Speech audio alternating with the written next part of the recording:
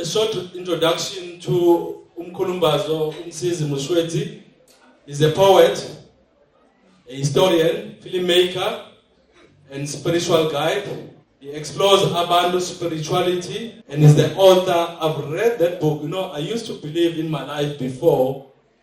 There's this thing when Christianity, we always believe that it's a white man's religion. Umkhulumbazo wrote a book, and that book, I think all those copies, without even being advertised, were all sold to individuals, and because of the content. I think that speaker, what he managed to bring out the Bible and the black people with how close this whole spirituality, Christianity, what actually Christianity is not something Yafika Abelungu, it's something which Abelungu stole from Africa, took it to Europe, and made it look like it's their own creation. Let me leave it to you, Umkhulumbazo, and please come to the podium.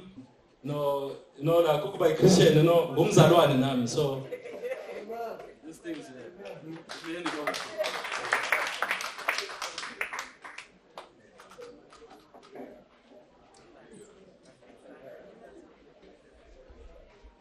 Thank you, Program Director. Greetings, Mr. Chairman of the Board, the Captain, and everyone who's gathered here on this August occasion. Thank you very much for inviting me this evening. I do not take lightly this opportunity that I've been afforded to share with you some spiritual insights from the spirit world. And for me, personally, this is very significant. This event will take place in the month of September, because according to the Abantu calendar, we're actually at the beginning. This is actually New Year in terms of the Abantu calendar. This month is actually called Umandulo, from the word Andula or Andulela, meaning the beginning. So our month did not start on some random day called the first, but it began at the sighting of the new moon. And I'm very happy that there is a member of the royal family here, Ndabezitha, because he will notice that before it was called Mandulo, it was actually called Mbale, but it was changed in honor of the king of the Zulus, King Mbale at that time. So with those few words, I just want to say thank you again. I want to believe that because this is the beginning of the new year, between August and September, I would also like to believe that this was the time when the world was actually created. It's very important to understand the significance of seasons, because if you start the year at the wrong time, or your week on the wrong day, then you're out of tune with nature, you're out of reading. And you cannot control time. I suppose in my opening remarks, I've already gone straight into my presentation about Abantu spirituality. But let me begin from the beginning. First of all, giving all praise and honor to the Holy One of Israel, the God of Abraham, the God of Isaac, and the God of Jacob, the God of our ancestors. Let me also take this opportunity and give all honor and respect to the Mushweti and the Nkosi Dlamini ancestors. I honor and respect them with understanding that I come from them. That's one day I'll go back to them. And that's one day I'll come back from them in the full recycling of life. Thokozani, shalom, shalom. My name is Umkhulumbazo, Inhlaba Mkhosi, Isigijimi Sabadala. My brief is to talk about African spirituality vis-a-vis Christian spirituality, or early Christianity being in essence African. During the course of my presentation, I'm going to look at certain topics like Uphahla, libations, Ukhonza, worship, Umsebenzi, traditional ceremony, and time allowing, we'll also look at Isithembu, having more than one wife.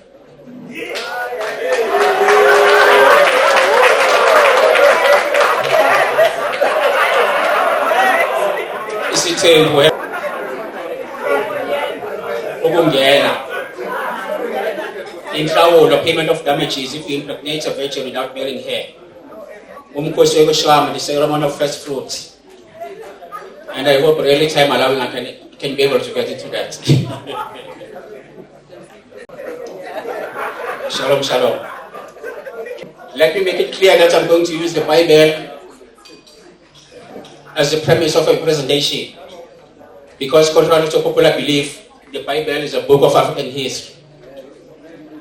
In referencing the Bible, I will also be talking about the origins and the basis of Abantu spirituality. We must remember that the Bible is not a Christian book, but precedes Christianity as a religion. We must remember that there was actually no religion called Christianity during the time of Jesus. Let me begin by saying that the word Abantu is not about race, but it's about culture. What we call in isiZulu isiko or amasiko. But briefly on the subject of amasiko, the term isiko is taken from isiZulu word sika, meaning to cut or to cut apart or to demarcate or to set aside. So the word usiko means people who have been set aside from other people through the law or umthetho. Isiko is not only our law, it is also our foundation. In the scriptures, it is also called a lamp. The law is called a lamp or our light. This way of life is called usikompilo and gives us a guideline on how we have to live. Without umthetho or isiko, we are not different from animals. But what is this culture and where does it originate from? Before we can answer that question, and by using the Bible, let us begin by looking at the origins of Umuntu. We learn that in Genesis, the first Umuntu is called Adam, from the Hebrew word Adamah, meaning the soil of the earth. This Adam is the first king or inkosi, and that is why in isiZulu he is called Uhlanga lomhlabathi, meaning the race of the earth or the race of the soil. So the word Uhlanga lomhlabathi is the first clue that we are given about certain terminologies that we use. This Adam is the first Umuntu, but he is not Umuntu, a living soul, until he is given a breath of life. This breath of life is called Umoya. Moya in Sesotho. This Umoya is what we call Idlozi. This Umuntu is not divisible, but one. In the nature of his maker, the one who came first, or Modimo, the Most High. Before we can talk about Abantu spirituality, let us trace where they come from and not inform the spirituality. Because of time constraints, I wanted to start with the Garden of Eden, but I'm just going to go straight into the descendants of Noah after the flood, because somehow we are made to believe that we are descendants of Ham, and that we brought the curse on ourselves through the actions of Ham. But I want to put it to you today that we are actually descendants of Shem. When you look at the Bible, we find that Noah had 3 sons. The first one was Shem, the second one was Ham, and the third one was Japheth. And all humanity can trace their history from those 3 sons. But I'm going to focus more on Shem and Ham, because those are the people who populated the area called the Middle East, or the so-called Middle East, but it was part of Africa at the time, because the Middle East only came after the excavation of the Suez Canal in 1859. I'm not going to go much into the descendants of Japheth, who are the people who moved later on into Europe. But you need to understand that all these people were black. Ham could not have been black only if his father and brothers were not black. The word Ham means black. The names of Ham's children were Cush, which is an ancient name for Ethiopia or Nubia. Another one of Ham's sons was Mizraim, an ancient name for Egypt. Mizraim was also called Kemet or Hemet, and that is why you'll say sometimes Ninabaseke when we talk about Abantu. Another one of Ham's sons was Put, which is an ancient name for Libya and Somalia.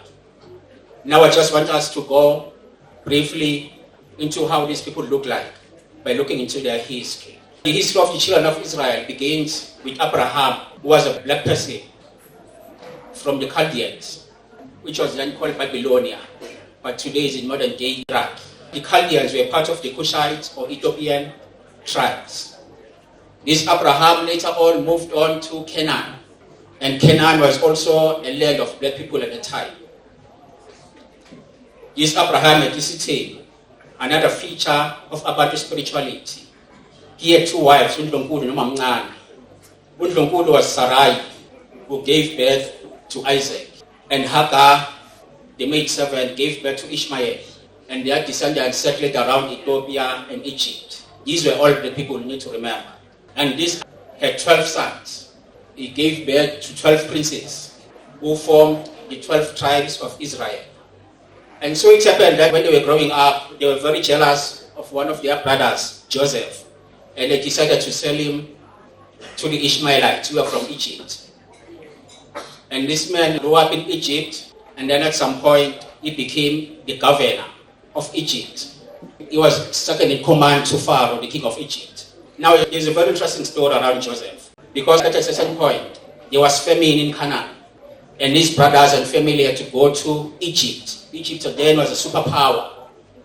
They had to go to Egypt to ask for food. But when they got to Egypt, they could not recognize their own brother. You need to ask yourself, how come, like if he was a white man in a black land called Egypt, how come they could not recognize their own brother? It's because he looked like them. They're all black people. And then we see this again with the story of Jesus later on. When Herod wanted to kill him, his family secretly took him to Africa. Logic tells us that he would not have been able to hide in Egypt if he was the only white man in Egypt. This family grows in Egypt into a very big nation. They were 70 when they came in, and by the time they left, they were about 600,000. But it happened that Moses was born during the time of slavery in Egypt. And Pharaoh had decided that they have to kill all the newborn males of the Israelites. Pharaoh's daughter found Moses in an ark amongst the reeds, and he raised up as their very own son. Now the question is, if Moses was a white person, he would not have grown up in the royal court of Pharaoh, because they would have recognized that he's not one of them. But because he was black like all of them, they could not recognize that he was Hebrew or African. And this Moses lived all his entire life in Africa. He never left Africa. He is the person who gave us the law. Laws like circumcision, separation of a woman after birth, separation of a woman in a menstrual cycle, inhlawulo, payment of damages, ukungena, etc. If you look at all these rituals or cultures, they are only synonymous with Abantu. So I just want us now to go back again to the Garden of Eden, to this first family that was created there. And so we have these people, this first family living in paradise called Eden. In this country called Eden, there was balance and order. People did things in a certain way because they had been given a law, umthetho. In this Abantu spirituality, there was no official day for worship. They did not have a day called Isonto, for instance. The word Isonto actually comes from the word ukusonta, meaning to twist. They felt like their necks were being twisted to believe into something that was new, that they did not know. And the people that converted to this new religion were called Amakholwa, from the word Kholwa. And those who did not believe were called Amaqaba, from the word Qaba, because they refused to follow this new religion. So these people worship the Creator through the way they laugh, they talk, they dress, ate and sang. There is not a single aspect of their life that is outside of worship. This form of worship is called ukukhonza. This ukukhonza is mainly done through a process of pouring libations called ukuphahla. We see the first act of ukuphahla in Genesis, when Cain and his brother Abel presented their offerings to God in the form of vegetables and animals. One person who did the biggest ukuphahla was King Solomon, who sacrificed more than 20,000 bulls in one ceremony. Ukuphahla is taken from the word ukupha, to give. This giving is done through sacrificing your food like fruits and vegetables, crops, animals and beverages. And then the word phahla means to surround yourself. So you surround yourself with your ancestors and God. The word uphahla also means the roof. So your ancestors are your roof, the shelter above you. This act of uphahla amongst being done in spiritual places like the Kroon, the river, was also mainly done in the mountain. It was done in the mountain because a mountain is a high place, a holy place that is not contaminated by too much human activity. In isiZulu, a mountain is called Entabeni. It is similar to the word Tabeng. This word is taken from the Zulu and Sotho word Taba, meaning rejoice or be happy. Another word for this joy or the state of being joyful is called Thokoza and is related to the word Thokomala, meaning to be comfortable or a state of being blissful. The word Thokoza is taken from the word Intokozo, meaning joy. And this word Intokozo is related to the word again Inkonzo, Into plus Inkonzo, meaning a thing that is like worship equals the word Intokozo. This means that you worship by being happy. So Intokozo is a constant state of bliss and happiness and summarizes the abundant view of life. This happiness can be derived through a song called Ingoma, which is related to the word Ingoma for Umuti, and takes us to the word Isangoma, meaning something that looks like a song, or Isangoma, something that looks like Umuti, because Isangoma can heal through Umuti and music. Isangoma can also heal through the beating of drums, or amongst many other instruments. Ugubu and Isigubu. Interestingly enough, these words Isigubu and Ugubu are taken from the word Uba, meaning to celebrate or to rejoice, and Umgubo, meaning a celebration in the same vein as Thokoza. This worshipping through celebration also involves work. Have you ever noticed how Abantu women are always singing when they are working? Or they will be humming a song. So in Abantu spirituality, there is no separation between work and worship. Even when they are planting, they will be singing. Harvesting crops, they will be singing as a community. When they are building a house, they will be singing. And they will be drinking a traditional beer called Umqombothi. This explains why a traditional ceremony is called Umsebenzi in isiZulu. Interestingly enough, the process of healing is also called Insabenzo, meaning work in isiZulu. So through healing, we're also worshipping God. This life was centered around the veneration or the honoring of ancestors, because Abantu believe that life is eternal and does not end with physical death. We believe that when people die, they go back to their ancestors. This is confirmed in Genesis 15 verse 15, when Abraham is told that he will die in his old age and go back to his fathers and his ancestors. So therefore, Abantu honor their ancestors in accordance with the commandment. Honor your parents so that you can have a long life in the land that I'm giving you. We only have to go back to that verse again when Abraham is told that he will die and join his ancestors. In